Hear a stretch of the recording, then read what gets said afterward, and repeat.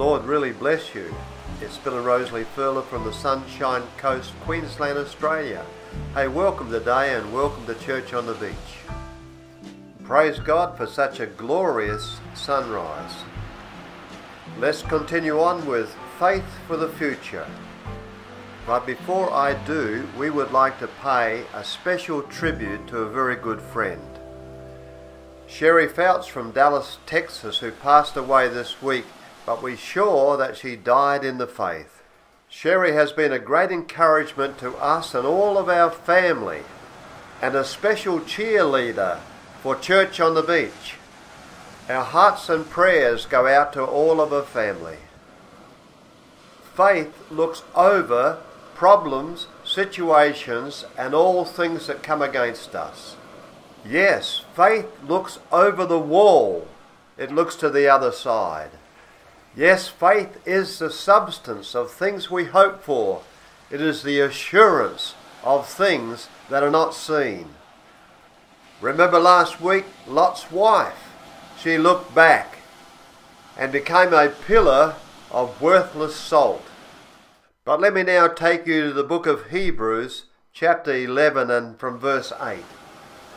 It was by faith that Abraham obeyed when God called him to leave home and go to another land that God would give him as his inheritance. So he went out, not knowing where he was going. And even when he reached the land God promised to him, he lived there by faith.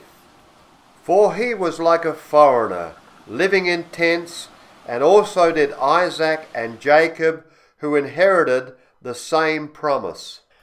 Abraham was confidently looking forward to a city with eternal foundations. Yes, a city designed and built by God.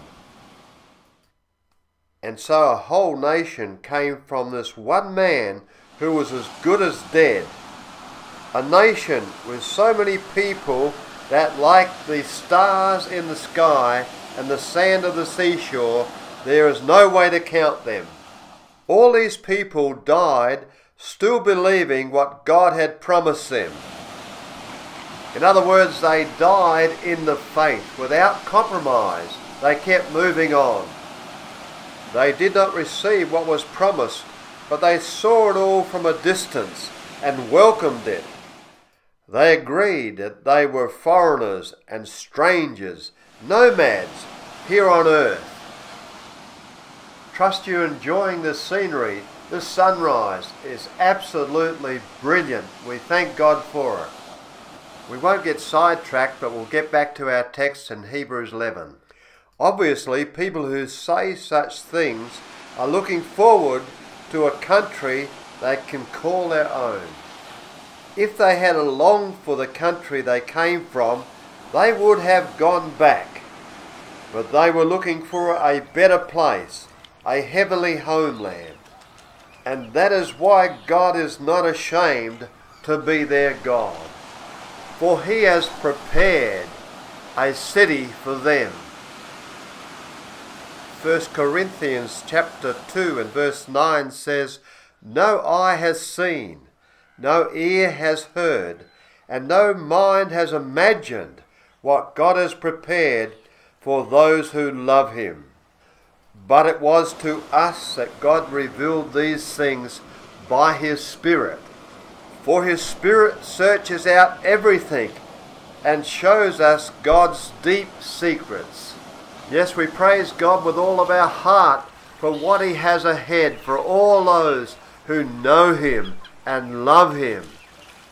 This has been so beautiful down here today, but we can't even imagine what God has got stored up for all his people. No wonder the Apostle Paul said it was far better to depart from the body and be with Christ. But in the meantime, we're down here getting over the obstacles and the hurdles of life, keeping faith for the future firm in our hearts. Hebrews chapter 13 verse 12 says, "So also Jesus suffered and died outside the city gates to make his people holy by means of his own blood. So let us go out to him, outside the camp, and bear the disgrace he bore. For this world is not our permanent home. We are looking forward to a home yet to come. Therefore, let us offer through Jesus a continual sacrifice of praise to God, proclaiming our allegiance to his holy name. And by the way, don't forget to do good and to share with those in need. Thanks again for all your good thoughts and prayers towards us as we continue to pray for you, and we want you to have a great and blessed week, and God really bless you. We'll see you next time with Church on the Beach.